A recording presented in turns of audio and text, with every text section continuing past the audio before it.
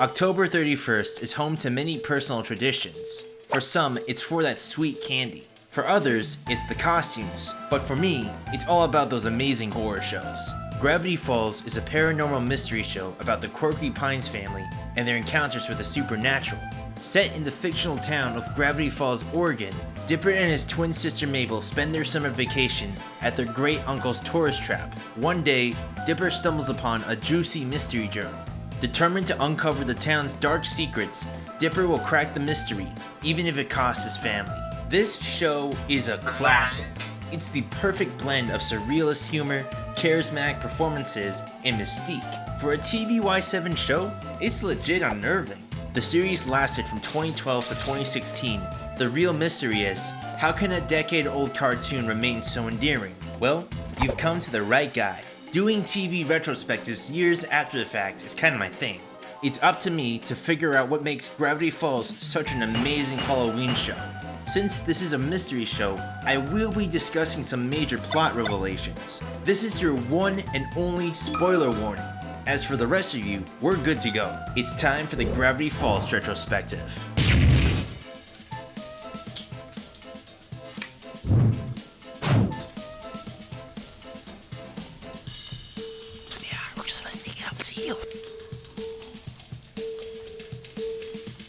In the distant summer of 2012, Dipper and Mabel Pines arrive at the isolated town.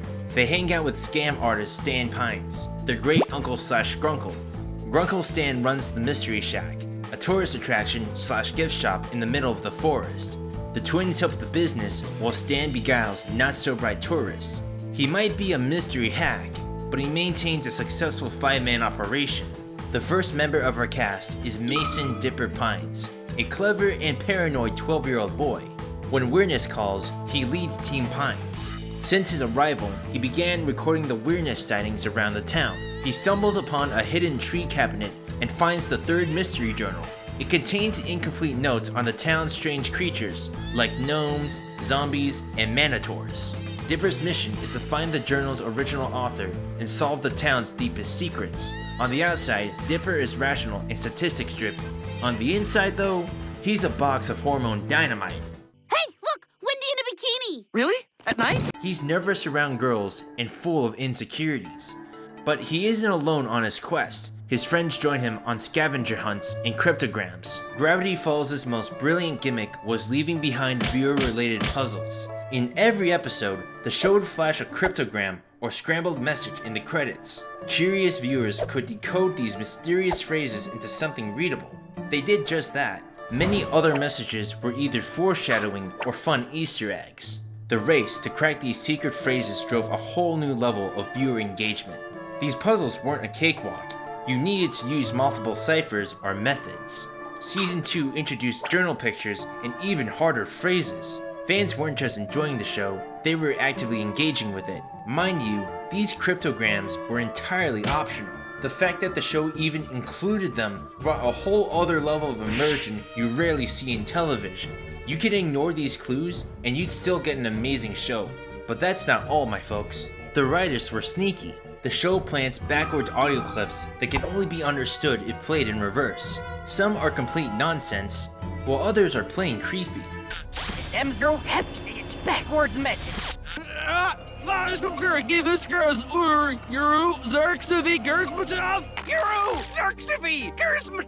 They didn't need to do this, but they did it anyway just to add more spice to the show. In another example, Team Pines meets time traveler Blendon Blandon. He appears as a cameo in several episodes before his debut, and it's just a cool thing to look out for on rewatch. I'm telling you man, these writers were psychic when they planned out the series. But the polar opposite of meticulous is shooting star Mabel. Mabel Pines is a supernova of energy and optimism. I am the god of destruction! As Dipper's older sister by 5 minutes, Mabel brings a cheerful and chaotic force to the team. She's intuitive, outgoing, and a talented craftswoman. She looks on the bright side of things even in the most dire of situations. Her silly personality clashes with Dipper's serious outlook, but their dueling personalities get them out of danger. Mabel is easily distractible and doesn't always think her plans through. She's also sensitive to what others think of her. She tries getting a boyfriend all summer, but she usually fails. Mabel soon adopts cuteness bomb Waddles the pig, and befriends local middle school weirdos Brenda and Candy. Mabel is an infectious addition to the cast. Her silly gags always make me smile. Edit! Edit! Edit! What? How'd I get here? In fact, this show is funny as hell. Time to open the window! Oh no! Why? Why is this happening? Gravity Falls might be dramatic and serious, but it knows when to play absurd as comedy. You've got the usual chaotic banter between Team Pines. Dude, check it out. Bud Island. Soos, you rapscallion. There are so many blink and you'll miss it type gags, it was delightful to catch them again. Also, special shout out to the fourth wall breaks. They come every blue moon, but I greatly appreciate it. Want to see what else is on TV? Yeah, okay. Yeah, all Should be right. fun. My favorite part's the theme song. You know, this reminds me. I have a question for you, my spooky viewer. What's your favorite episode from Gravity Falls? If you leave your answer in the comments below, it will greatly boost this video among the souls of YouTube. My favorite episode is the Claymation parody. In Clay Day, Mabel is afraid of monsters from an old Claymation movie. To remedy her fear, Team Pines visits an old studio soundstage. They discover the clay models are made of black magic. Because the filmmakers were too lazy to animate, Mabel conquers the clay monsters and the team abandons the soundstage. Clay Day technically isn't a full episode. It's one of 3 mini-stories in Little Gift Shop of Horrors. Nonetheless, it's still my favorite episode. The whole thing is an homage to the animation industry, to jokes of the changing trends, all the way to jabs at the animators themselves. You see, Mabel, those monsters are just tiny clay figures moved around one frame at a time by an antisocial shut-in. Those people are called animators. Stop motion is pure evil. And probably really expensive. It's so absurd and so on point. This episode was tailor-made for animation fanatics. The third member of Team Pines is Grunkle Stan, a dodgy salesman with a heart of gold. He's the founder of the Mystery Shack. On some days, he's a tour guide to the Shack's bogus exhibits and shoddy merchandise. On other days, well, every day, he's practically a money magnet. Right, like I'm gonna fall for that. Give me that, buddy! Whenever he's caught in the team's adventures, he tends to shrug the weirdness off. Stan involves himself in a lot of petty crimes, like tax fraud and illegal dog trades. Yet, he deeply cares for the safety of his quirky nephew and niece. But he's got his own secrets as well.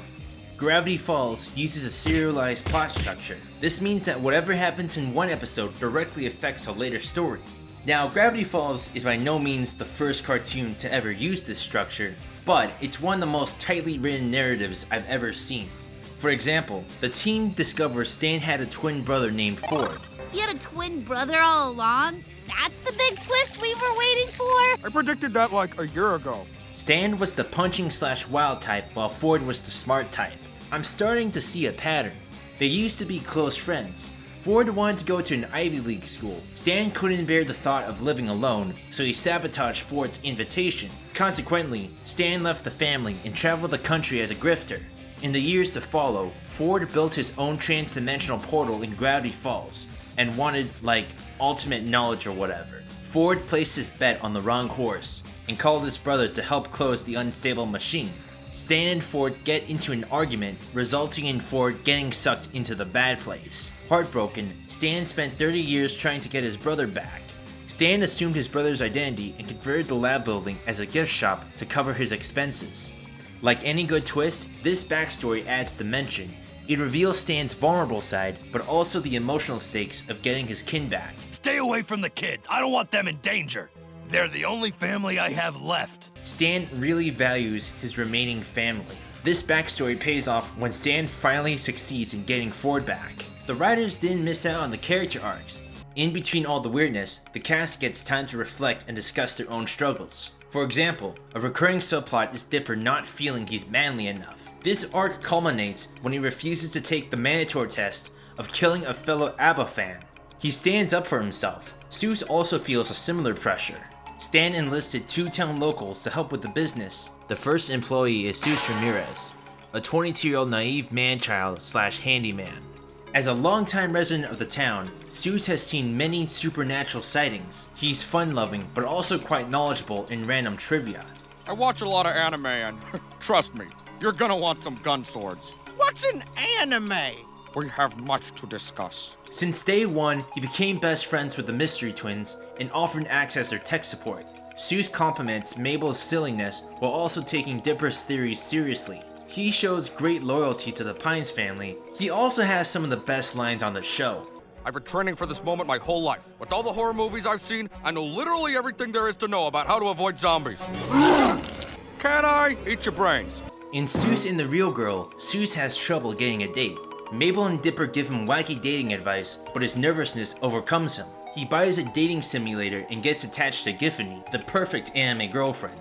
Later, as he's minding his own business, he meets mall merchant Melody. Soos earnestly expresses his eccentric interest with her, and they go on a date. Giffany gets jealous and soon breaks into the real world. She holds Melody and the twins hostage. Giffany tries to convince Soos that he truly wants the perfect girlfriend, but Soos rejects her for what's real and saves his friends. Soos lets go of perfect expectations and accepts imperfect people in his life. That's not all. Melody reappears twice in later episodes and even works with Soos when he becomes the owner of the Mystery Shack. That's the ultimate success of the writing. Almost every choice the characters make does matter. Whether it's a mystery or a personal flaw, Teen Pines always makes progress. Moreover, the writers dropped all sorts of cute setups and payoffs. There is so much foreshadowing. How did they keep track of all this stuff? In the first season alone, they already established Stan's work on the interdimensional portal, the six-fingered author of the journals, and Mabel's grappling hook. All these tiny details get paid off by the series finale. The show doesn't feature many fight scenes, but when they occur, they're awesome. In the battle between the twins and Gideon's robot, Gideon captures Mabel and knocks Dipper out. Dipper overcomes his reliance on the journal and freaking jumps into the robot's eye. He punches the crap out of Gideon and plummets the robot to the ground. Whoa, children fighting! I can sell this! After so much buildup with Gideon, it was so cathartic seeing his defeat. In the episode Not What He Seems, Stan gets arrested by FBI agents. His portal experiment briefly destabilizes the town's gravity and he escapes. This was such an awesome Inception-like escape, and it was so cool seeing him out with the agents. Or in the season 2 premiere, just when zombies invade the shack, Stan jumps in and decapitates them. He buys enough time for Dipper and Mabel to reach the roof. Stan is a true badass, even to his other employees. The second employee is Wendy Corduroy, a 15-year-old lumberjane. She operates the shack's register, but spends most of her time slacking off. Wendy is cool-headed and rebellious. She quickly makes friends with the twins. Dipper has a huge crush on her, but she dates goth gamer boy Robbie Valentino. Robbie and Dipper spend the first season battling for her attention. Wendy is unfortunately the least developed of the main five. She's great as the team's moral support and gets a few moments to shine, but as part of a wild and eccentric ensemble, she doesn't get any major arcs. I mean, her lumberjack dad has a fraction of her screen time, and I found him way funnier.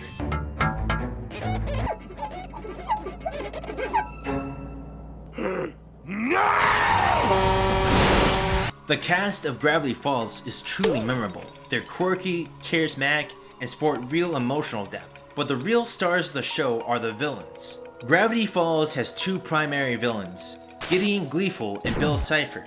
Gideon is a child psychic who runs a tourist trap of his own. He seeks to rule the town with his cuteness and psychic powers, but ultimately he yearns for Mabel's affection. He takes her on one date, but she dumps him. Gideon is unhinged and you never know what crazy thing he has next. He's an entertaining villain, but he's got nothing on Bill Cipher. Bill Cipher is a chaotic triangle dude from an alternate dimension. He wants to invade Earth and turn it into a bad place party ground. Bill is both funny and terrifying. He often appeals to people's egos, going into their minds as his real playground. Literally, he tricks Teen Pines into doing his bidding and almost wins. Until he fell into Stan's mind trap. Oops. The last piece of the gravity pie is the horror. It definitely knows how to build up and release tension. I've got some children I need to make into corpses! Teen Pines fights zombies, spider ladies, gnomes, and even a shapeshifter. When it gets spooky, it delivers. The show gets away with decapitation, blood, and even bodily harm. How about instead I shuffle the functions of every hole in your face? Sweet Jesus, how did they get past the censors? Good luck sleeping tonight. Of course, a special shout out goes to the banger Halloween special, Summerween. A scarecrow monster demands candy from Team Pines, or else they get eaten alive. When the team fails to get the goods, they get chased by a four-legged creature. It's intense until Soos eats the monster, which is made of loser candy. The team survives, with no one learning their lesson. What's up, Gorny? I've been traumatized. What have we learned? Gravity Falls is awesome. It pushed the boundaries for not only animated shows, but television in general. The show directly engaged fans with challenging puzzles and long-term character arcs.